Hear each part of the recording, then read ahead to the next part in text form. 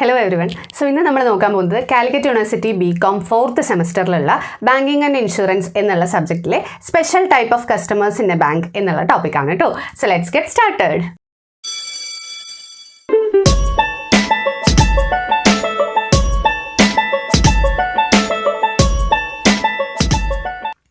So special type of customers in a bank. ആരെയാണ് നമ്മൾ ബാങ്കിൻ്റെ കസ്റ്റമർ എന്ന് പറയുക? ബാങ്കിൽ ഒരു അക്കൗണ്ട് എടുത്ത് ആ അക്കൗണ്ട് ഓപ്പറേറ്റ് ചെയ്യുന്ന ഒരു പേഴ്സണെയാണ് നമ്മൾ എന്ത് പറയുക? ബാങ്കിൻ്റെ കസ്റ്റമർ എന്ന് പറയുന്നത്. ബാങ്ക് കൊടുക്കുന്നത് എന്താ? പെന്ന് പെൻസിലൊക്കെ വിൽക്കുക, അതാണോ ബാങ്കിൽ ചെയ്യാറുള്ളത്? അല്ലല്ലോ, അവരുടെ സർവീസസ് അല്ലേ അവർ പ്രൊവൈഡ് ചെയ്യുക. സോ ആ സർവീസസ് ഒക്കെ അവൈൽ ചെയ്യുന്ന പേഴ്സണെയാണ് നമ്മൾ എന്ത് പറയുക? കസ്റ്റമർ എന്ന് പറയുക. സോ സാധാരണ ഒരു കസ്റ്റമർ അല്ലാതെ കുറച്ച് സ്പെഷ്യൽ ടൈപ്പ് ഓഫ് കസ്റ്റമേഴ്സ് ഉണ്ടാവും നമ്മുടെ ബാങ്കിന്. അതായത് കുറേ അധികം വൈഡ് വെറൈറ്റി ആയിട്ടുള്ള പേഴ്സൺസോ ഇൻസ്റ്റിറ്റ്യൂഷൻസോ അങ്ങനെയൊക്കെ ആരാവാറുണ്ട്? ബാങ്കിൻ്റെ കസ്റ്റമർ ആയിട്ട് വരാറുണ്ട്. സോ അങ്ങനെയുള്ള കസ്റ്റമേഴ്സ് വരുന്ന സമയത്ത് ബാങ്ക് എന്തൊക്കെ പ്രിക്കോഷൻസ് ആണ് എടുക്കേണ്ടത് എന്നുള്ള കാര്യമാണ് നമുക്ക് ഈ ഒരു ടോപ്പിക്കിൽ നോക്കാനുള്ളത്. സോ ആദ്യത്തെ സ്പെഷ്യൽ ടൈപ്പ് ഓഫ് കസ്റ്റമർ ആണ് മൈനേഴ്സ് എന്ന് പറയുന്നത്. ആരെയാണ് നമ്മളൊരു മൈനർ എന്ന് പറയുക? 18 വയസ്സാവാത്ത ആൾക്കാരെയാണ് നമ്മൾ എന്ത് പറയുക? മൈനേഴ്സ് എന്ന് പറയുക, അല്ലേ? So a person who has not completed 18 years of ഏജിനെയാണ് നമ്മൾ മൈനർ എന്ന് പറയുക. സോ നമ്മൾ കോൺട്രാക്റ്റ് ഒക്കെ പഠിക്കുന്ന സമയത്ത് നോക്കിയിട്ടുണ്ടായിരുന്നതാണ്, മൈനറോട് കൂടിയിട്ടുള്ള മൈനറുമായിട്ട് നമ്മൾ എൻ്റർ ചെയ്യുന്ന എല്ലാ കോൺട്രാക്റ്റും എന്താണ്? വോയിഡ് ആണ്. ഓക്കെ, ഇത്രയും നമുക്ക് അറിയാവുന്ന കാര്യമാണ്. സോ ഇങ്ങനെ ഒരു മൈനർ നമ്മളുടെ ബാങ്കിൽ കസ്റ്റമർ ആയിട്ട്, ഇതിൽ നമ്മൾ ബാങ്കാണ് എന്ന് വിചാരിക്കും. ഓക്കെ, സോ നമ്മളുടെ അടുത്ത് ഒരു മൈനർ ആയിട്ടുള്ള ഒരു പേഴ്സൺ വന്നിട്ട് അക്കൗണ്ട് വേണം എന്ന് പറയുകയാണ് എന്നുണ്ടെങ്കിൽ നമ്മൾ എങ്ങനെയാണ് ഹാൻഡിൽ ചെയ്യുക? ബാങ്ക് എന്തൊക്കെ പ്രിക്കോഷൻസ് ആണ് എടുക്കേണ്ടത് എന്നുള്ള കാര്യമാണ് നമുക്ക് നോക്കാനുള്ളത്. ആദ്യത്തെ കാര്യം എന്ന് പറയുന്നത്, ഒരിക്കലും കറണ്ട് അക്കൗണ്ട് ഓപ്പൺ ചെയ്ത് കൊടുക്കാതിരിക്കുക. സേവിങ്സ് ബാങ്ക് അക്കൗണ്ട് ഒക്കെ ആയിരിക്കും നമ്മൾ കൊടുക്കുന്നുണ്ടായിരിക്കുക.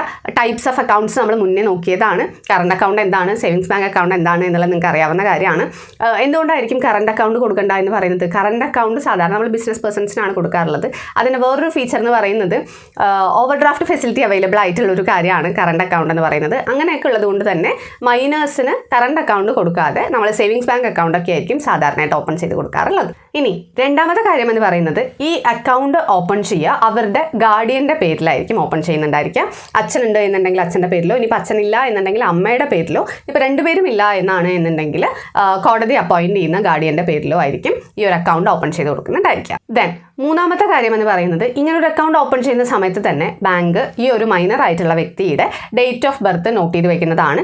എപ്പോഴാണോ ഈ ഒരു മൈനർ മേജർ ആവുന്നത്, അതായത് 18 വയസ്സ് കഴിയുന്നത്, ആ സമയത്ത് ഇപ്പോൾ ഗാർഡിയൻ്റെ പേരിൽ ഓപ്പൺ ചെയ്തിട്ടുള്ള അക്കൗണ്ട് ക്ലോസ് ചെയ്തിട്ട് ഈ ഒരു മൈനർ ആയിട്ടുള്ള ഇപ്പം മേജർ ആയിട്ടുള്ള ആ ഒരു പേഴ്സൻ്റെ, ഗേൾ ആണെങ്കിലും ബോയ് ആണെങ്കിലും, ആ ഒരു പേഴ്സൻ്റെ പേരിലേക്ക് ആ ഒരു അക്കൗണ്ടിനാക്കി മാറ്റുന്നതാണ്. ദെൻ നാലാമത്തെ കാര്യം എന്ന് പറയുന്നത്, മൈനർ മരിച്ചു പോവാണ് എന്നുണ്ടെങ്കിൽ, ഈ അക്കൗണ്ട് എടുത്തിട്ടുള്ള മൈനർ മരിച്ചു പോവാണെന്നുണ്ടെങ്കിൽ അതിൻ്റെ ബാലൻസ് ആ ഒരു ഗാർഡിയന് വിഡ്രോ ചെയ്തെടുക്കാനായിട്ട് പറ്റും. ഇനി ഈ മൈനർ ലോൺ എടുക്കാൻ വേണ്ടിയിട്ട് എന്തെങ്കിലും അസറ്റ്സ് ഒക്കെ പ്ലെഡ്ജ് ചെയ്തിട്ടുണ്ട് എന്നുണ്ടെങ്കിൽ അതൊന്നും ലീഗലി ഒരിക്കലും ബാങ്കിന് അവൈലബിൾ ആയിരിക്കില്ല. ഈ മൈനറുമായിട്ട് എൻ്റർ ചെയ്യുന്ന എല്ലാ കോൺട്രാക്ട്സും ലീഗലി വോയിഡ് ആണ്. എന്തെങ്കിലും അഡ്വാൻസോ ഗ്യാരണ്ടിയോ അങ്ങനെ എന്തെങ്കിലും കൊടുത്തിട്ടുണ്ട് മൈനർക്ക് എന്നുണ്ടെങ്കിലും അതൊരിക്കലും റിക്കവർ ചെയ്യാൻ നമുക്ക് പറ്റണമെന്നില്ല. ലീഗലി റിക്കവർ ചെയ്യാൻ പറ്റണമെന്നില്ല.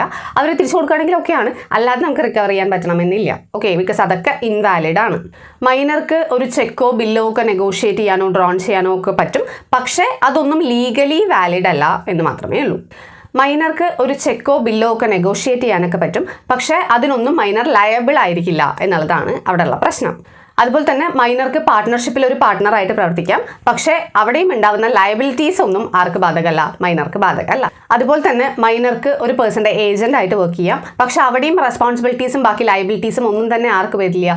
ഈ ഒരു മൈനർ ആയിട്ടുള്ള പേഴ്സൺ വരില്ല എന്നുള്ളത് കൊണ്ട് ബാങ്ക് കുറച്ചുകൂടെ കോഷ്യസ് ആയിട്ട് വേണം മൈനർ ആയിട്ടുള്ള കസ്റ്റമേഴ്സിനോട് ഡീൽ ചെയ്യാനായിട്ട്.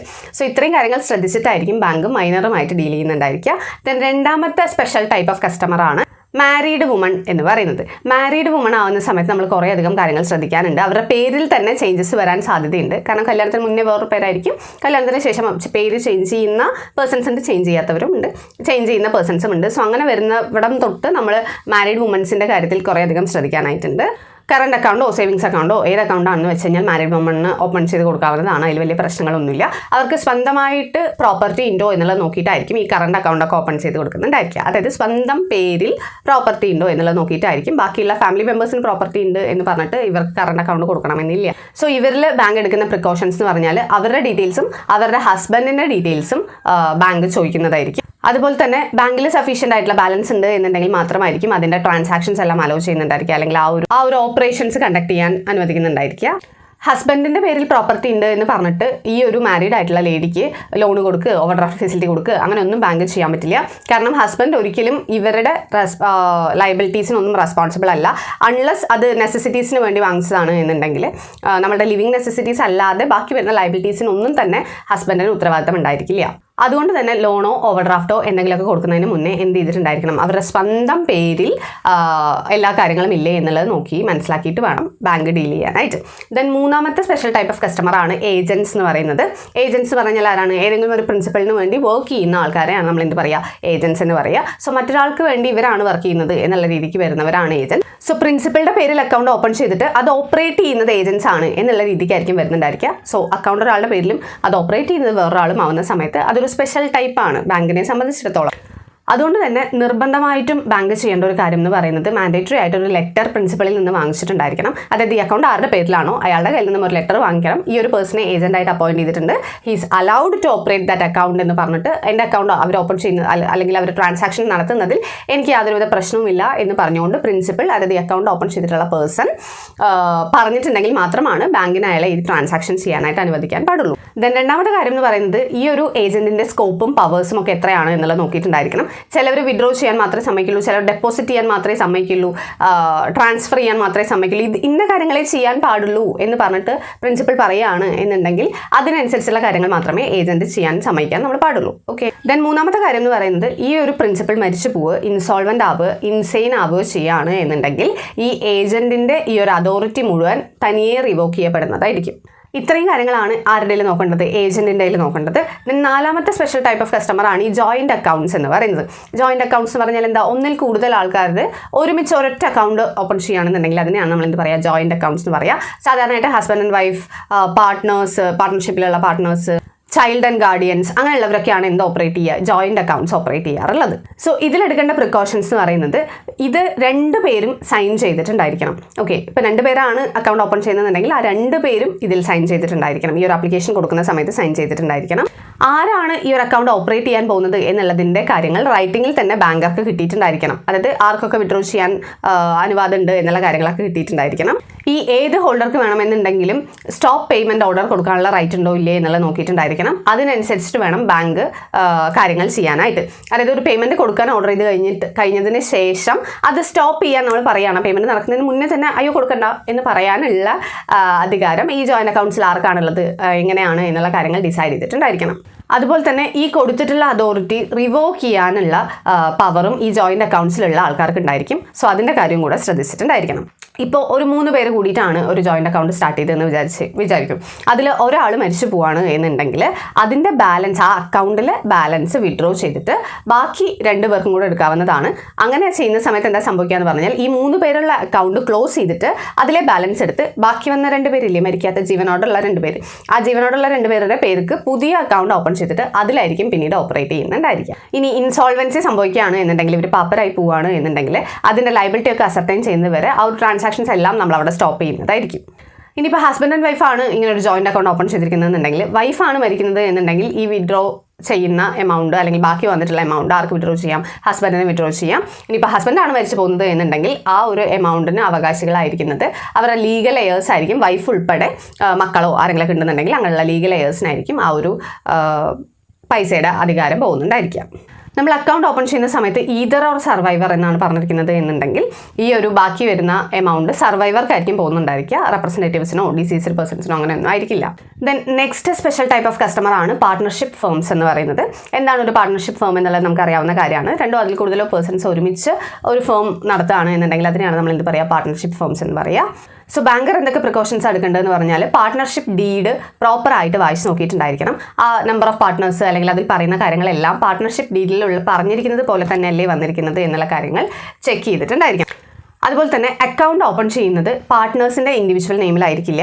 ആ ഒരു പാർട്ട്ണർഷിപ്പ് ഫേമിന് നമ്മളൊരു പേര് കൊടുത്തിട്ടുണ്ടായിരിക്കില്ലേ, ആ പേരിലായിരിക്കും എന്തോ ഓപ്പൺ ചെയ്യുന്നുണ്ടായിരിക്കുക, ഈ ഒരു അക്കൗണ്ട് ഓപ്പൺ ചെയ്യുന്നുണ്ടായിരിക്കുക. അതുപോലെ തന്നെ ഈ ഒരു അക്കൗണ്ട് ഓപ്പൺ ചെയ്യാനായിട്ടുള്ള ആപ്ലിക്കേഷൻ ഫോം ഡ്യൂലി ഫിൽഡ് ആയിട്ട് അവർക്ക് കിട്ടിയിട്ടുണ്ടായിരിക്കണം. എത്ര പാർട്ട്നേഴ്സ് ഉണ്ടോ അത്രയും പാർട്ട്നേഴ്സിൻ്റെ സ്പെസിമെൻ സിഗ്നേച്ചർ ആ ഒരു ആപ്ലിക്കേഷനിൽ വാങ്ങിച്ചിട്ടുണ്ടായിരിക്കണം. അതുപോലെ തന്നെ നെക്സ്റ്റ് വൺ എന്ന് പറയുന്നത് ബാങ്കർ ഈ ഒരു പാർട്ട്നേഴ്സിൽ കുറേ പേര് പാർട്ട്നേഴ്സ് ആയിട്ടുണ്ടെന്നുണ്ടെങ്കിൽ അതിൽ ആരൊക്കെ എന്തൊക്കെ കാര്യങ്ങൾ ചെയ്യുമെന്നുള്ള പാർട്ട്നേഴ്സിൻ്റെ പേരുകൾ നിർബന്ധമായിട്ടും വാങ്ങിച്ചിട്ടുണ്ടായിരിക്കണം. അതായത് ഏത് പാർട്ട്ണർക്കാണ് ചെക്ക് കൊടുക്കാനുള്ള റൈറ്റ് ഉള്ളത്, ഏത് പാർട്ട്ണർക്കാണ് മണി ബോറോ ചെയ്യാനുള്ള റൈറ്റ് ഉള്ളത്, അതുപോലെ തന്നെ ഈ ബിൽ ഓഫ് എക്സ്ചേഞ്ചോ പ്രോമിസറി നോട്ടോ ഒക്കെ എൻഡോസ് ചെയ്യാനും അത് ട്രാൻസാക്ട് ചെയ്യാനും ഒക്കെ ഏത് പാർട്ട്ണർക്കാണ് റൈറ്റ് ഉള്ളത്. അതുപോലെ തന്നെ എന്തെങ്കിലും കാര്യങ്ങൾ മോർഗേജ് ചെയ്യാനോ സെല് ചെയ്യാനോ പ്രോപ്പർട്ടീസൊക്കെ അതിനൊക്കെ അധികാരമുള്ള പാർട്ട്നേഴ്സ് ആരൊക്കെയാണ് എന്നുള്ളവരുടെയൊക്കെ പേരുകൾ ബാങ്കിന് കറക്റ്റായിട്ട് കിട്ടിയിട്ടുണ്ടായിരിക്കണം. ദെൻ നെക്സ്റ്റ് വൺ എന്ന് പറയുന്നത് ഈ ഒരു പാർട്ട്ണർഷിപ്പ് ഫേം ഇൻസോൾവെൻ്റ് ആവുകയാണ് എന്നുണ്ടെങ്കിൽ ആ ഒരു ട്രാൻസാക്ഷൻസ് എല്ലാം നമ്മൾ അപ്പം തന്നെ സ്റ്റോപ്പ് ചെയ്യുന്നതായിരിക്കും. ഇനിയിപ്പോൾ ഏതെങ്കിലും ഒരു പാർട്ട്ണറാണ് ഇൻസോൾവെൻ്റ് ആവുന്നത് എന്നുണ്ടെങ്കിൽ ബാക്കിയുള്ള പാർട്ട്നേഴ്സ് ഉണ്ടാവുമല്ലോ, ആ പാർട്ട്നേഴ്സിനെ വെച്ച് പുതിയൊരു അക്കൗണ്ട് ഓപ്പൺ ചെയ്ത് അതിലായിരിക്കും ഓപ്പറേറ്റ് ചെയ്യുന്നുണ്ടായിരിക്കുക. ഈ പഴയ അക്കൗണ്ടിനെ നമ്മൾ ക്ലോസ് ചെയ്യുന്നതായിരിക്കും. ഇനി ഏതെങ്കിലും ഒരു പാർട്ട്ണറുടെ ഡെത്ത് സംഭവിക്കുകയാണ് എന്നുണ്ടെങ്കിൽ അക്കൗണ്ട് ക്രെഡിറ്റിലാണ് കിടക്കുന്നത് എന്നുണ്ടെങ്കിൽ പുതിയൊരു മാൻഡേറ്റ് കൊടുത്തിട്ട് ബാക്കിയുള്ള പാർട്ട്നേഴ്സിന് ആ ഒരു കാര്യത്തിനെ ഓപ്പറേറ്റ് ചെയ്തുകൊണ്ട് പോകാൻ പറ്റുന്നതാണ്. ഇനിയിപ്പോൾ അക്കൗണ്ട് ഡെബിറ്റിലാണ് എന്നുണ്ടെങ്കിൽ നമ്മൾ ആ അക്കൗണ്ട് ക്ലോസ് ചെയ്യുന്നതായിരിക്കും. ഇനിയിപ്പോൾ റിട്ടയർമെൻറ്റ് ഓഫ് പാർട്ട്ണർ സംഭവിക്കുകയാണ് എന്നുണ്ടെങ്കിൽ ഡെബിറ്റ് ബാലൻസ് ആണ് കിടക്കുന്നത് എന്നുണ്ടെങ്കിൽ നമ്മൾ അക്കൗണ്ട് ക്ലോസ് ചെയ്യും. അതുപോലെ തന്നെ ബാങ്ക് ശ്രദ്ധിക്കേണ്ട വേറൊരു കാര്യം എന്ന് പറയുന്നത് ഈ ഫേമിൻ്റെ പേരിൽ വരുന്ന ചെക്കുകൾ ഒരു കാരണവശാലും ഏതെങ്കിലും ഒരു പാർട്ട്ണറുടെ പേഴ്സണൽ അക്കൗണ്ടിലേക്ക് മാറ്റി ട്രാൻസ്ഫർ ചെയ്യാൻ പാടില്ല. അതായത് ഫേം വേറെയാണ് പാർട്ട്ണർ വേറെയാണ് എന്നുള്ള രീതിയിൽ തന്നെയാണ് പോകുന്നത്. ഫേമിൻ്റെ അക്കൗണ്ട് വേറെയാണ്, പാർട്ട്ണറുടെ പേഴ്സണൽ അക്കൗണ്ട് വേറെയാണ്. സോ ഫേമിൻ്റെ പേരിൽ വന്നിട്ടുള്ള കാര്യങ്ങളൊന്നും തന്നെ എങ്ങോട്ടും മാറ്റാൻ പാടില്ല. അതിപ്പോൾ ഇയാളുടെ തന്നെയല്ലേ ഫേം എന്നും പറഞ്ഞ് അയാളുടെ അക്കൗണ്ടിലേക്ക് ഇടാൻ പാടില്ല. സോ ആ കാര്യം ശ്രദ്ധിച്ചിട്ടുണ്ടായിരിക്കണം. Then next special type of customer ആണ് ജോയിൻറ്റ് സ്റ്റോക്ക് കമ്പനീസ് എന്ന് പറയുന്നത്. നമുക്കറിയാം എന്താണ് ഒരു ജോയിൻറ്റ് സ്റ്റോക്ക് കമ്പനി എന്നുള്ളത്, നമ്മൾ കുറേ തവണ പഠിച്ചിട്ടുള്ള കാര്യമാണ്. It is an artificial person created by law with perpetual succession and common seal, നമ്മൾ പഠിച്ചിട്ടുള്ള കാര്യമാണ്. സോ അതന്നെയാണ് നമ്മുടെ കമ്പനി എന്ന് പറയുന്നത്. കമ്പനിയുടെ പേരിൽ നമ്മൾ എന്ത് ചെയ്യാറുണ്ട്, അക്കൗണ്ട് ഓപ്പൺ ചെയ്യാറുണ്ട്. സോ അങ്ങനെ ഓപ്പൺ ചെയ്യുന്ന സമയത്ത് ബാങ്കർ നെസസറി ആയിട്ടുള്ള ഡോക്യുമെൻറ്റ്സ് എല്ലാം ചെക്ക് ചെയ്തിട്ടുണ്ടായിരിക്കണം. പാർട്ട്ണർഷിപ്പ് ആണെന്നുണ്ടെങ്കിൽ എന്താണ് അവർ ചെക്ക് ചെയ്യുക, പാർട്ട്ണർഷിപ്പ് ഡീഡാണ് ചെക്ക് ചെയ്യുക എന്ന് പറഞ്ഞിട്ടുണ്ടായിരുന്നു. ഇവിടെ കമ്പനിയാണ്, കമ്പനി ആവുന്ന സമയത്ത് എന്തൊക്കെ ഡോക്യുമെൻറ്റ്സ് ആണ് ചെക്ക് ചെയ്യുക എന്നുള്ളതാണ്. ആദ്യത്തെയാണ് സർട്ടിഫിക്കറ്റ് ഓഫ് ഇൻകോർപ്പറേഷൻ എന്ന് പറയുന്നത്. സോ നമ്മളുടെ കമ്പനി സ്റ്റാർട്ട് ചെയ്യുന്ന സമയത്ത് നമുക്ക് നെസസറി ആയിട്ടുള്ള ഡോക്യുമെൻ്റ് ആണ് ഇത് സർട്ടിഫിക്കറ്റ് ഓഫ് ഇൻകോർപ്പറേഷൻ എന്ന് പറയുന്നത്. സോ കമ്പനി ഡ്യൂലി രജിസ്റ്റേർഡ് അല്ലേ, അത് എക്സിസ്റ്റ് ചെയ്യുന്നുണ്ടല്ലോ എന്നൊക്കെ മനസ്സിലാക്കാൻ വേണ്ടിയിട്ട് ബാങ്ക് എന്ത് ചെക്ക് ചെയ്യും, സർട്ടിഫിക്കറ്റ് ഓഫ് ഇൻകോർപ്പറേഷൻ ചെക്ക് ചെയ്യും. ദെൻ നെക്സ്റ്റ് ഡോക്യുമെൻ്റ് ആണ് certificate of commencement of business എന്ന് പറയുന്നത്. ഈ ഒരു ബിസിനസ് കമൻസ് ചെയ്തിട്ടുണ്ട്, കോൺട്രാക്റ്റുകളിൽ എൻ്റർ ചെയ്തിട്ടുണ്ട്, പ്രോപ്പറായിട്ട് പോകുന്നുണ്ട് എന്നൊക്കെ മനസ്സിലാക്കാൻ വേണ്ടിയിട്ട് ഈ ഒരു ഡോക്യുമെൻറ്റ് ചെക്ക് ചെയ്യാം. നെക്സ്റ്റ് ചെക്ക് ചെയ്യുന്ന ഡോക്യുമെൻ്റ് ആണ് memorandum of association and articles of association എന്ന് പറയുന്നത്. മെമ്മറാൻഡത്തിൽ എല്ലാ ക്ലോസുകളും ചെക്ക് ചെയ്തിട്ടുണ്ടായിരിക്കണം. അതുപോലെ തന്നെ ആർട്ടിക്കിൾസിലെ കാര്യങ്ങളും ചെക്ക് ചെയ്തിട്ടുണ്ടായിരിക്കണം. ഈ ഡയറക്ടേഴ്സിൻ്റെ ഒക്കെ പവർ എന്താണ്, ആരൊക്കെയാണ് ചെക്ക് ഡ്രോൺ ചെയ്യാൻ പവേഴ്സ് ഉള്ളത്, അവരുടെ ബോറോയിങ് ലിമിറ്റ് എത്രയാണ്, അവരുടെ അസറ്റിൻ്റെ ഒക്കെ പ്ലെഡ്ജ് ചെയ്യാനുള്ള കപ്പാസിറ്റി എത്രയാണ് എന്നുള്ളതൊക്കെ നമ്മുടെ ആർട്ടിക്കിൾസിൽ പറഞ്ഞിട്ടുണ്ടായിരിക്കും. സോ അതെല്ലാം ബാങ്ക് ചെക്ക് ചെയ്തിട്ടുണ്ടായിരിക്കണം. ഈ മെമ്മറാൻഡത്തിൻ്റെയും ആർട്ടിക്കിൾസിൻ്റെയും പ്രിൻറ്റഡ് കോപ്പീസ് ആര് വാങ്ങിച്ചു വെക്കണം, ബാങ്ക് വാങ്ങിച്ചു വെച്ചിട്ടുണ്ടായിരിക്കണം. പിന്നെ രണ്ടാമത് ശ്രദ്ധിക്കേണ്ട കാര്യം എന്ന് പറയുന്നത് ഒരു ജനറൽ റെസൊല്യൂഷൻ അല്ലെങ്കിൽ ഒരു സ്പെഷ്യൽ റെസൊല്യൂഷൻ പാസ്സാക്കിയിട്ടായിരിക്കും ആരാണ് ബാങ്ക് അക്കൗണ്ട് ഓപ്പൺ ചെയ്യുന്നത് അല്ലെങ്കിൽ ആരാണ് ആ ഒരു അക്കൗണ്ട് ഓപ്പറേറ്റ് ചെയ്യാൻ പോകുന്നത് എന്നുള്ള കാര്യം ഈ കമ്പനിയിൽ തീരുമാനിച്ചിട്ടുണ്ടായിരിക്കുക. സോ ആ ഒരു റെസൊല്യൂഷൻ്റെ കോപ്പി ബാങ്കിൽ കിട്ടിയിട്ടുണ്ടായിരിക്കണം. സോ അത് കിട്ടുമ്പോൾ നമുക്ക് എന്ത് മനസ്സിലാവും, ആരാണ് ഈ ഒരു അക്കൗണ്ട് ഓപ്പറേറ്റ് ചെയ്യാൻ പോകുന്നത് എന്നുള്ളത് നമുക്ക് മനസ്സിലാവും. അതറിയാൻ വേണ്ടിയിട്ടാണ്. ദെൻ തേർഡ് വൺ ബാങ്ക് അറിഞ്ഞിരിക്കേണ്ടത് ബോറോയിങ് ലിമിറ്റ് ആണ് ഈ ഒരു കമ്പനിയുടെ. അത് നമ്മൾ റെസൊല്യൂഷൻസിലൊക്കെ ആയിരിക്കും പാസ് ചെയ്തിട്ടുണ്ടായിരിക്കാം, മെമ്മറാൻഡം ഓഫ് അസോസിയേഷനിൽ പറഞ്ഞിട്ടുണ്ടായിരിക്കും, ആർട്ടിക്കിൾസിൽ മെൻഷൻ ചെയ്തിട്ടുണ്ടായിരിക്കും. സോ അങ്ങനെയുള്ള കാര്യങ്ങളെല്ലാം ചെക്ക് ചെയ്ത് ഈ ഒരു കമ്പനിയുടെ ജോയിൻറ്റ് സ്റ്റോക്ക് കമ്പനിയുടെ ബോറോയിങ് ലിമിറ്റ് എത്രയാണ് എന്നുള്ളത് പ്രോപ്പറായിട്ട് മനസ്സിലാക്കിയിട്ടുണ്ടായിരിക്കണം. ദെൻ നാലാമത്തെ കാര്യം ശ്രദ്ധിക്കേണ്ടത് എന്ന് പറയുന്നത് വൈൻഡിങ് അപ്പ് ആവുകയാണ് എന്നുണ്ടെങ്കിൽ ഈ ഒരു ജോയിൻറ്റ് സ്റ്റോക്ക് കമ്പനി നമ്മൾ അടയ്ക്കുകയാണ് എന്നുണ്ടെങ്കിൽ അതിൻ്റെ പ്രോപ്പറായിട്ടുള്ള കാര്യങ്ങൾ നമുക്ക് കിട്ടിയിട്ടുണ്ടായിരിക്കണം. ആ ഒരു ബോർഡ് മീറ്റിങ്ങിൻ്റെയും ജനറൽ റെസൊല്യൂഷൻ്റെയും കാര്യങ്ങളൊക്കെ നമുക്ക് കിട്ടിയിട്ടുണ്ടായിരിക്കണം. അതിനുശേഷം നമ്മളുടെ ചെക്കുകൾ ബില്ലുകളോ ഒന്നും ഓണർ ചെയ്യാൻ പാടില്ല അൺലെസ് അതിനുള്ള പവർ നമ്മൾ കൊടുത്തതായിട്ട് അല്ലെങ്കിൽ ഷെയർ ഹോൾഡേഴ്സ് അതിനുള്ള പവർ കൊടുത്തിട്ടുണ്ട് എന്ന് പറഞ്ഞിട്ടുള്ള സാധനത്തിൻ്റെ കോപ്പി നമുക്ക് കിട്ടിയിട്ടില്ല എന്നുണ്ടെങ്കിൽ അങ്ങനെയുള്ള കാര്യങ്ങളൊന്നും ചെയ്യാൻ പാടില്ല. ദെൻ അഞ്ചാമത്തെ കാര്യം എന്ന് പറയുന്നത് കമ്പനിയുടെ അക്കൗണ്ടിലേക്ക് വന്നിട്ടുള്ള ചെക്കുകൾ എന്തെങ്കിലും ഡയറക്ടേഴ്സിൻ്റെ ആരുടെയെങ്കിലും പേഴ്സണൽ അക്കൗണ്ടിലേക്ക് ട്രാൻസ്ഫർ ചെയ്തിട്ടുണ്ട് എന്നുണ്ടെങ്കിൽ ആ ഒരു ട്രാൻസാക്ഷൻസിൻ്റെ എല്ലാം ജെന്യൂൻനെസ് ചെക്ക് ചെയ്തിട്ടുണ്ടായിരിക്കണം. ഓക്കെ, സോ ഇത്രയും കാര്യങ്ങളാണ് ജോയിൻറ്റ് സ്റ്റോക്ക് കമ്പനിയുടെ കാര്യത്തിൽ ബാങ്ക് ശ്രദ്ധിക്കേണ്ടതായിട്ടുള്ളത്. Then next special type of customer ആണ് ട്രസ്റ്റീസ് എന്ന് പറയുന്നത്. എന്താണ് ഒരു ട്രസ്റ്റ് അല്ലെങ്കിൽ ഒരു ട്രസ്റ്റി എന്ന് പറയുന്നത്? മറ്റൊരാളുടെ ബെനിഫിറ്റ്സിന് വേണ്ടി പ്രവർത്തിക്കുന്ന ഒരു കാര്യത്തിനെയാണ് നമ്മൾ ട്രസ്റ്റ് എന്ന് പറയുന്നത്. Person to whom the management of properties entrusted, അവരെയാണ് നമ്മൾ ട്രസ്റ്റ് എന്നുള്ളത് ഉദ്ദേശിക്കുന്നത്. ഈ ട്രസ്റ്റ് ക്രിയേറ്റ് ചെയ്യുന്ന ആൾക്കാരെയാണ് നമ്മൾ സെറ്റിലർ അല്ലെങ്കിൽ ഓതർ എന്ന് പറയുക. ഇതിൽ നിന്ന് ബെനിഫിറ്റ് കിട്ടുന്ന ആൾക്കാരെയാണ് നമ്മൾ ബെനിഫിഷ്യറി എന്ന് പറയുക. ഈ ഒരു ട്രസ്റ്റിൻ്റെ ഡോക്യുമെൻറ്റ്സിനെയാണ് അല്ലെങ്കിൽ അത് അപ്പോയിൻറ്റ് ചെയ്തിരിക്കുന്ന കാര്യങ്ങളും ഡോക്യുമെൻറ്റ്സും എല്ലാം പറയുന്നതിനെയാണ് നമ്മൾ ട്രസ്റ്റ് ഡീഡ് എന്ന് പറയുന്നത്. നമ്മളിപ്പോൾ പാർട്ട്ണർഷിപ്പ് ഡീഡ് എന്ന് പറയില്ലേ, അതുപോലെ ട്രസ്റ്റിൽ പറയുന്നതാണ് ട്രസ്റ്റ് ഡീഡ് എന്ന് പറയുന്നത്. സോ ബാങ്ക് ശ്രദ്ധിക്കേണ്ട കാര്യം എന്ന് പറയുന്നത് ട്രസ്റ്റ് ഡീഡ് പ്രോപ്പർ ആയിട്ടില്ലേ എന്നുള്ളത് നോക്കിയിട്ടുണ്ടായിരിക്കണം. അതുപോലെ തന്നെ ട്രസ്റ്റ് ഡീഡിൻ്റെ ഒരു കോപ്പി ഫ്യൂച്ചർ റെഫറൻസിന് വേണ്ടിയിട്ട് ബാങ്കിൽ വാങ്ങിച്ചു വെച്ചിട്ടുണ്ടായിരിക്കണം. 2 അതിൽ കൂടുതലോ ട്രസ്റ്റീസ് ഉണ്ട് എന്നുണ്ടെങ്കിൽ അത് ക്ലിയർ ആയിട്ട് ഇൻസ്ട്രക്ഷൻസ് വാങ്ങിച്ചിട്ടുണ്ടായിരിക്കണം. ആരാണ് ഈ അക്കൗണ്ട് ഓപ്പറേറ്റ് ചെയ്യാൻ പോകുന്നത്? 2ൽ കൂടുതൽ പേരുണ്ടെന്നുണ്ടെങ്കിൽ എല്ലാവരും കൂടെ ഓപ്പറേറ്റ് ചെയ്ത് അതിനെ കൊളാക്കണ്ട എന്നുള്ളത് കൊണ്ട് തന്നെ ആർക്കാണ് ഇതിനുള്ള റൈറ്റ് ഉള്ളത്, ആർക്കാണ് ഈ ട്രാൻസാക്ഷൻസ് എല്ലാം ചെയ്യാനുള്ള റൈറ്റ് ഉള്ളത് എന്നുള്ളത് പ്രോപ്പറായിട്ട് വാങ്ങിച്ചിട്ടുണ്ടായിരിക്കണം. അങ്ങനെ ഇൻസ്ട്രക്ഷൻസ് ഒന്നുമില്ല എന്നുണ്ടെങ്കിൽ എല്ലാ ട്രസ്റ്റീസിൻ്റെയും സൈന് ഉണ്ടെങ്കിൽ മാത്രമായിരിക്കും ആ കാര്യങ്ങളെല്ലാം നമ്മൾ ചെയ്യുന്നുണ്ടായിരിക്കുക. ഇനിയിപ്പോൾ 1 or 2 ഒക്കെ ട്രസ്റ്റീസ് മരിച്ചു പോവുകയാണ് എന്നുണ്ടെങ്കിൽ, അല്ലെങ്കിൽ റിട്ടയർ ആയി പോവുകയാണ് എന്നുണ്ടെങ്കിൽ ട്രസ്റ്റ് ഡീഡിൽ എന്താണോ പറഞ്ഞിരിക്കുന്നത് അതിനനുസരിച്ചിട്ടായിരിക്കും നമ്മൾ ചെയ്യുന്നുണ്ടായിരിക്കുക. ഇനിയിപ്പോൾ ഒരു ട്രസ്റ്റിലുള്ള എല്ലാ ആൾക്കാരും മരിച്ചു പോകണം, അല്ലെങ്കിൽ എല്ലാ ആൾക്കാരും റിട്ടയർ ആവുകയാണ് എന്നുണ്ടെങ്കിൽ കോടതി പുതിയൊരു ട്രസ്റ്റിനെ അപ്പോയിൻറ്റ് ചെയ്യുന്നുണ്ടായിരിക്കും. സോ അതിനനുസരിച്ചിട്ടായിരിക്കും കാര്യങ്ങൾ ചെയ്യുന്നുണ്ടായിരിക്കാം. ഓക്കെ, ദെൻ 5ാമത്തെ മെയിനായിട്ടുള്ള കാര്യം ബാങ്ക് ശ്രദ്ധിക്കേണ്ടത് എന്താണെന്ന് പറഞ്ഞാൽ, നമ്മൾ വർക്ക് ചെയ്യേണ്ടത് ബെനിഫിഷ്യറീസിൻ്റെ ഇൻട്രസ്റ്റ് പ്രൊട്ടക്ട് ചെയ്യാൻ വേണ്ടിയിട്ടാണ്. അതുകൊണ്ട് തന്നെ ട്രസ്റ്റീസ് ഫ്രോഡ് ഒന്നും ചെയ്യുന്നില്ലല്ലോ എന്നുള്ള കാര്യം ബാങ്ക് എൻഷുർ ചെയ്തിട്ടുണ്ടായിരിക്കണം. ഇത്രയും കാര്യങ്ങളാണ് ട്രസ്റ്റിൻ്റെ കാര്യത്തിൽ ശ്രദ്ധിക്കാനായിട്ടുള്ളത്. നമ്മളുടെ നെക്സ്റ്റ് സ്പെഷ്യൽ ടൈപ്പ് ഓഫ് കസ്റ്റമറാണ് clubs, associations and charitable institutions എന്ന് പറയുന്നത്. സോ ഇതിൽ ബാങ്ക് എന്തൊക്കെയാണ് ശ്രദ്ധിക്കേണ്ടതെന്ന് പറഞ്ഞാൽ, ഇവർ പ്രോപ്പർലി രജിസ്റ്റേർഡ് അല്ലേ, ഇൻകോർപ്പറേറ്റഡ് അല്ലേ എന്നുള്ള കാര്യങ്ങളെല്ലാം നോക്കിയിട്ടുണ്ടായിരിക്കണം. മെമ്മറാൻഡത്തിൻ്റെ ഒരു കോപ്പി നമ്മൾ വാങ്ങിച്ചിട്ടുണ്ടായിരിക്കണം. അതുപോലെ തന്നെ ആരാണ് ഈ അക്കൗണ്ട് ഓപ്പറേറ്റ് ചെയ്യാൻ പോകുന്നത് എന്നുള്ളവരുടെ പേര് വിവരങ്ങൾ പ്രോപ്പറായിട്ട് അതിൻ്റെ ഡോക്യുമെൻറ്റ്സ് കീപ്പ് ചെയ്തിട്ടുണ്ടായിരിക്കണം. നമ്മൾ ജോൺ സ്റ്റോക്ക് കമ്പനിയിൽ പറഞ്ഞില്ലേ, അതേ കാര്യങ്ങളൊക്കെ തന്നെയാണ് ഇവിടെയും വരുന്നത്. ദെൻ ആ ഒരു ഓർഗനൈസേഷന് എത്ര മണി ബോറോ ചെയ്യാനുള്ള കപ്പാസിറ്റി ഉണ്ട് എന്നുള്ളത് നോക്കിയിട്ടുണ്ടായിരിക്കണം. ഔട്ട്സൈഡ് സോഴ്സിൽ നിന്നും എത്രയാണ് ബോറോഡ് ലിമിറ്റ് അവർ വെച്ചിരിക്കുന്നത് എന്നുള്ളത് അറിഞ്ഞിട്ടുണ്ടായിരിക്കണം. എന്നാലേ അത്ര ലോൺ കൊടുക്കാൻ പറ്റുള്ളൂ, അതിൽ കൂടുതൽ നമുക്ക് കൊടുക്കാൻ പറ്റില്ലല്ലോ. അതുപോലെ തന്നെ ഏതെങ്കിലും പ്രൈവറ്റ് അക്കൗണ്ടുകളിലേക്ക് ഈ മണി ട്രാൻസ്ഫർ ആയി പോയിട്ടില്ലല്ലോ, ഇവരുടെ ക്ലബിൻ്റെ അല്ലെങ്കിൽ അസോസിയേഷൻ്റെ ഒക്കെ പേരിൽ മാത്രമല്ലേ അതിരിക്കുന്നത് എന്നുള്ള കാര്യങ്ങളും കൂടെ നോക്കിയിട്ടുണ്ടായിരിക്കണം. ദെൻ അടുത്ത സ്പെഷ്യൽ ടൈപ്പ് ഓഫ് കസ്റ്റമർ ആണ് ലുണാറ്റിക്സ് എന്ന് പറയുന്നത്. ആരെയാണ് നമ്മൾ ലുണാറ്റിക്സ് എന്ന് പറയുക? ജഡ്ജ്മെൻ്റ് ഒന്നും ചെയ്യാൻ സാധിക്കാത്ത, റാഷണൽ ജഡ്ജ്മെൻ്റ് ഒന്നും ചെയ്യാൻ സാധിക്കാത്ത, അത്രയധികം ബുദ്ധി ഉപയോഗിക്കാൻ കഴിയാത്ത ആൾക്കാരെയാണ് നമ്മൾ എന്ത് പറയുക? ലുണാറ്റിക്സ് എന്ന് പറയാം. അണ്ടർസ്റ്റാൻഡിങ് പവർ ഇല്ലാത്ത, റാഷണൽ ജഡ്ജ്മെൻ്റ് ഒന്നും ചെയ്യാൻ കഴിയാത്ത ആൾക്കാരെയാണ് നമ്മൾ എന്ത് പറയുന്നത്? ലുണാറ്റിക്സ് എന്ന് പറയുന്നത്. സോ കസ്റ്റമർ ബാങ്കിൽ അക്കൗണ്ട് എടുക്കുന്ന സമയത്ത് ലുണാറ്റിക് ആയിരുന്നില്ല, പിന്നീടാണ് അങ്ങനെ ലുണാറ്റിക് ആവുന്നത് എന്നുണ്ടെങ്കിൽ അത് അറിയുന്ന സമയം മുതൽ എന്ത് ചെയ്തിട്ടുണ്ടായിരിക്കണം? ആ അക്കൗണ്ട് സ്റ്റോപ്പ് ചെയ്തിട്ടുണ്ടായിരിക്കണം. പിന്നീട് അതിൽ നിന്നും ട്രാൻസാക്ഷൻസ് ഒന്നും ചെയ്യാനായിട്ട് പാടില്ല. ഒരു പേഴ്സൺ ലുണാറ്റിക് ആവുകയാണ് എന്നുണ്ടെങ്കിൽ ആ ഒരു അക്കൗണ്ട് ഫർദർ ഡീൽ ചെയ്യാനായിട്ട് ലീഗലി കോടതി ആരെങ്കിലും അപ്പോയിൻറ്റ് ചെയ്യുന്നതായിരിക്കും. സോ അവരായിരിക്കും ബാക്കി അത് ഫർദർ ഡീൽ ചെയ്യുന്നുണ്ടായിരിക്കുക. ദെൻ 10ാമത്തെ സ്പെഷ്യൽ ടൈപ്പ് ഓഫ് കസ്റ്റമർ ആണ് ഡ്രങ്കാർഡ്സ് എന്ന് പറയുന്നത്. ഇൻടോക്സിക്കേറ്റഡ് ആയിട്ടുള്ള പേഴ്സൺസിനെയാണ് നമ്മൾ ഡ്രങ്കാർഡ്സ് എന്ന് പറയുക. സോ ആ ഒരു സ്റ്റേജിൽ, ഇൻടോക്സിക്കേറ്റഡ് ആയിട്ടുള്ള സ്റ്റേജിൽ അവർക്ക് റാഷണൽ ആയിട്ടുള്ള ജഡ്ജ്മെൻറ്റ് എടുക്കാനോ കാര്യങ്ങൾ മര്യാദയ്ക്ക് മനസ്സിലാക്കാനോ ഒന്നും തന്നെ കഴിഞ്ഞിട്ടുണ്ടായിരിക്കണമെന്നില്ല. സോ ആ ഒരു സമയത്ത് അവരുടെ ഇൻട്രസ്റ്റോട് കൂടിയിട്ടായിരിക്കില്ല അവർ കോൺട്രാക്റ്റുകളിൽ എൻ്റർ ചെയ്യുന്നുണ്ടായിരിക്കുക. സോ അങ്ങനെയുള്ള കോൺട്രാക്ട്സ് എല്ലാം തന്നെ വോയിഡ് ആണ്. അതുകൊണ്ട് തന്നെ ഈ ഡ്രങ്കാർഡ്സിൻ്റെ കേസിൽ ബാങ്ക് പ്രത്യേകിച്ച് ശ്രദ്ധിച്ചിട്ടുണ്ടായിരിക്കണം.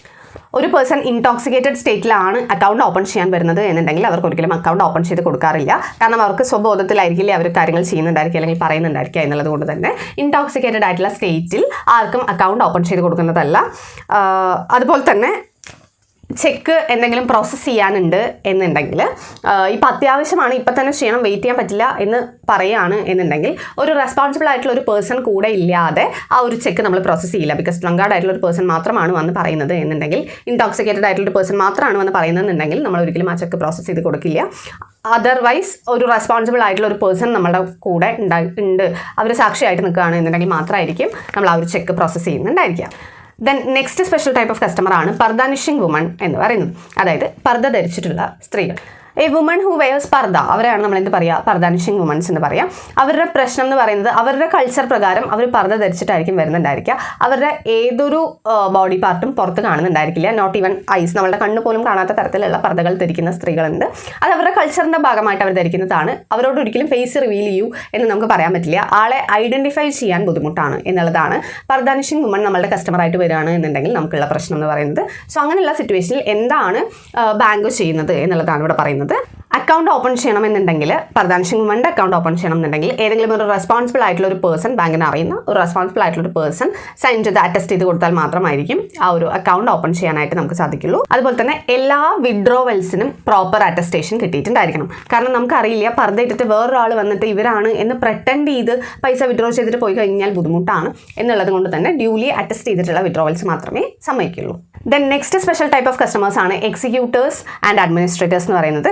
ഒരാളുടെ ഒരാളുടെ മരണശേഷം അവരുടെ പ്രോപ്പർട്ടികളെല്ലാം ഡീൽ ചെയ്യാൻ വേണ്ടി വരുന്ന ആൾക്കാരെയാണ് നമ്മൾ ആരെന്ന് പറയുക, എക്സിക്യൂട്ടേഴ്സ് അല്ലെങ്കിൽ അഡ്മിനിസ്ട്രേറ്റേഴ്സ് എന്ന് പറയാം. ഒരാൾ മരിക്കുന്നതിന് മുന്നേ അവരുടെ വിൽപത്രത്തിൽ ഇന്ന ആൾ എൻ്റെ കാര്യങ്ങളെല്ലാം ഡീൽ ചെയ്യും എന്ന് എഴുതി വെച്ചിട്ടുണ്ട് എന്നുണ്ടെങ്കിൽ അവരെയാണ് നമ്മൾ എക്സിക്യൂട്ടേഴ്സ് എന്ന് പറയുന്നത്. അങ്ങനെയൊന്നും എഴുതി വെക്കാതെയാണ് ഒരു പേഴ്സൺ മരിച്ചു പോയിരിക്കുന്നത് എന്നുണ്ടെങ്കിൽ കോടതിയാണ് പിന്നീട് ആരാണ് ഈ ഒരു കാര്യങ്ങളെല്ലാം ഡീൽ ചെയ്യുക എന്നുള്ള തീരുമാനിക്കുക. അവരെയാണ് നമ്മൾ അഡ്മിനിസ്ട്രേറ്റർ എന്ന് പറയുക. എപ്പോഴാണോ ആ ഒരു കസ്റ്റമറുടെ ഡെത്ത് സംഭവിക്കുന്നത് അപ്പം തന്നെ നമ്മൾ ആ ഒരു പേയ്മെൻറ്റ്, ആ ഒരു അക്കൗണ്ടിൽ നിന്നും പുറത്തോട്ട് പോകുന്ന പേയ്മെൻറ്റുകളെല്ലാം നമ്മൾ സ്റ്റോപ്പ് ചെയ്യുന്നതായിരിക്കും.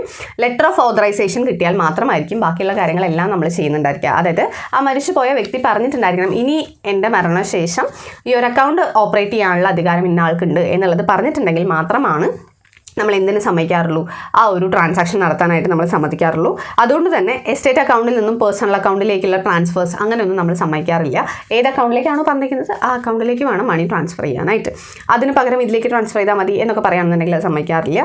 ലോണോ ഓവർ ഡ്രാഫ്റ്റോ എന്തെങ്കിലുമൊക്കെ കൊടുക്കണം എന്നുണ്ടെങ്കിൽ കോർട്ടിൻ്റെ പെർമിഷനോട് കൂടി മാത്രമേ കൊടുക്കാറുള്ളൂ. Then next special type of customer ആണ് ലോക്കൽ അതോറിറ്റീസ് എന്ന് പറയുന്നത്. ലോക്കൽ അതോറിറ്റീസ് എന്ന് പറഞ്ഞാൽ അവരുടെ സ്റ്റാറ്റ്യൂട്ട് നമ്മൾ നോക്കിയിട്ടുണ്ടായിരിക്കണം, അവരുടെ പവർ എത്രയാണ് എന്നുള്ളത് നമ്മൾ നോക്കിയിട്ടുണ്ടായിരിക്കണം. നമ്മളെന്ന് പറയുന്ന ബാങ്കാണ് കേട്ടോ, ബാങ്ക് ഇത് ചെക്ക് ചെയ്തിട്ടുണ്ടായിരിക്കണം. അതുപോലെ തന്നെ ലോക്കൽ അതോറിറ്റിയുടെ പേരിൽ വേണം അക്കൗണ്ട് സ്റ്റാർട്ട് ചെയ്യാനായിട്ട്, അല്ലാണ്ട് ഒരാളുടെ പേഴ്സണൽ നെയിമിലായിരിക്കില്ല സ്റ്റാർട്ട് ചെയ്യുന്നുണ്ടായിരിക്കുക. ഓഫീസ് ബെയറേഴ്സിൻ്റെ കാര്യങ്ങളെല്ലാം നമ്മൾ അസർട്ടൈൻ ചെയ്തിട്ടുണ്ടായിരിക്കണം. അതായത് ആരാണ് ഈ അക്കൗണ്ട് ഓപ്പറേറ്റ് ചെയ്യാൻ പോകുന്നത്. ഈ രണ്ടിൽ കൂടുതൽ ആൾക്കാർ വരുന്ന എല്ലാ അക്കൗണ്ടിൻ്റെയും പ്രശ്നം ഇതാണ്, ആ അക്കൗണ്ട് ആര് ഓപ്പറേറ്റ് ചെയ്യും എന്നുള്ളത് പ്രോപ്പറായിട്ട് നമ്മൾ മെൻഷൻ ചെയ്തിട്ടുണ്ടായിരിക്കണം. നമ്മളുടെ റെസൊല്യൂഷൻ്റെ കോപ്പി, അക്കൗണ്ട് ഓപ്പൺ ചെയ്യാൻ വേണ്ടിയിട്ടുള്ള ഒരു റെസൊല്യൂഷൻ ഉണ്ടാവുമല്ലോ, അതിൻ്റെ ഒരു കോപ്പി നമ്മൾ വാങ്ങിച്ചു വെച്ചിട്ടുണ്ടായിരിക്കണം. അങ്ങനെയുള്ള കാര്യങ്ങളെല്ലാം ഏതിൽ ശ്രദ്ധിക്കണം, ലോക്കൽ അതോറിറ്റീസിൽ നമ്മൾ ശ്രദ്ധിച്ചിട്ടുണ്ടായിരിക്കണം. Then next special type of customer ആണ് ഇല്ലിറ്ററേറ്റ് പേഴ്സൺസ് എന്ന് പറയുന്നത്. ആരാണ് ഒരു ഇല്ലിറ്ററേറ്റ് പേഴ്സൺ എന്ന് പറഞ്ഞു കഴിഞ്ഞാൽ എഴുതാനോ വായിക്കാനോ അറിയാത്ത ആളുകളെയാണ് നമ്മൾ എന്ത് പറയുക, ഇല്ലിറ്ററേറ്റ് പേഴ്സൺസ് എന്ന് പറയാം. Okay, a person who cannot read and write എന്നുള്ളതിനാണ് നമ്മൾ ഇല്ലിറ്ററേറ്റ് പേഴ്സൺ എന്ന് പറയുന്നത്. അവരുടെ പ്രശ്നം എന്ന് പറയുന്നത് അവർക്ക് സൈൻ ചെയ്യാൻ അറിയില്ല. അതുകൊണ്ട് തന്നെ എന്താണ് നമ്മൾ ചെയ്യുക, തമ്പ് ഇംപ്രഷൻസ് ആയിരിക്കും വെക്കുന്നുണ്ടായിരിക്കുക. അങ്ങനെ തമ്പ് ഇംപ്രഷൻ വെക്കുന്ന സമയത്ത് 2 പേര് വിറ്റ്നസ് ആയിട്ട് വേണം. എന്നിട്ട് വേണം നമ്മൾ ഈ തമ്പ് ഇംപ്രഷൻ വെച്ചിട്ട് അവരുടെ അക്കൗണ്ട് ഓപ്പറേറ്റ് ചെയ്യാനായിട്ട്. അതുപോലെ തന്നെ അവരുടെ അറ്റസ്റ്റഡ് ആയിട്ടുള്ള ഫോട്ടോഗ്രാഫ് അഫിക്സ് ചെയ്യണം എന്നുള്ളത് നിർബന്ധമാണ്. ദെൻ നെക്സ്റ്റ് എന്ന് പറയുന്നത് അവർ മണി വിഡ്രോ ചെയ്യുന്ന സമയത്ത് അവർ പേഴ്സണലി പ്രസൻ്റ് ആയിരിക്കണം ആ കൗണ്ടറിൽ. എന്നിട്ട് അവരുടെ തമ്പ് ഇംപ്രഷൻ വെച്ചാൽ മാത്രമാണ് വിഡ്രോ ചെയ്യാൻ സമ്മതിക്കാറുള്ളൂ. അതായത് ഇവരാണ് എന്നെ പ്രെറ്റൻഡ് ചെയ്ത് വേറെ ആരും വന്ന് ഒന്നും ചെയ്തിട്ട് പോണ്ട എന്നുള്ളത് കൊണ്ടാണ്, ഇവർക്ക് എഴുതാനും വായിക്കാനും അറിയാത്തത് കൊണ്ട് പറ്റിക്കപ്പെടാൻ എളുപ്പമാണ് എന്നുള്ളത് കൊണ്ടാണ് അവർ ആ കൗണ്ടറിൽ പ്രസൻ്റ് ആയിട്ട് അവർ മര്യാദയ്ക്ക് പറയുകയാണ് ഞങ്ങൾ തന്നെയാണ് വിഡ്രോ ചെയ്യുന്നത് എന്ന് പറയുകയാണ് എന്നുണ്ടെങ്കിൽ, അവരെ തമ്പ് ഇംപ്രഷൻ വയ്ക്കുകയാണ് എന്നുണ്ടെങ്കിലാണ് വിഡ്രോ ചെയ്യാനായിട്ട് സമ്മതിക്കുള്ളൂ. ഓക്കെ, സോ ഇത്രയുമാണ് ബാങ്കിൻ്റെ സ്പെഷ്യൽ ടൈപ്പ് ഓഫ് കസ്റ്റമേഴ്സ് എന്ന് പറയുന്നത്. ഇവരുടെ എല്ലാം കാര്യത്തിൽ സ്പെഷ്യൽ ആയിട്ടുള്ള പ്രിക്കോഷൻസ് ബാങ്ക് എടുത്തിട്ടുണ്ടായിരിക്കണം എന്നുള്ളത് കൊണ്ട് തന്നെയാണ് ഇവരെ സ്പെഷ്യൽ ടൈപ്പ് ഓഫ് കസ്റ്റമേഴ്സ് എന്ന് പറയുന്നത്. സോ ഈ ടോപ്പിക്ക് നിങ്ങൾക്ക് മനസ്സിലായി എന്ന് വിചാരിക്കുന്നു. എന്തെങ്കിലും ഡൗട്ട് ഉണ്ടെന്നുണ്ടെങ്കിൽ കമൻറ്റ് സെക്ഷനിൽ ചോദിക്കാവുന്നതാണ്. So see you in our next video. മഹാലോ.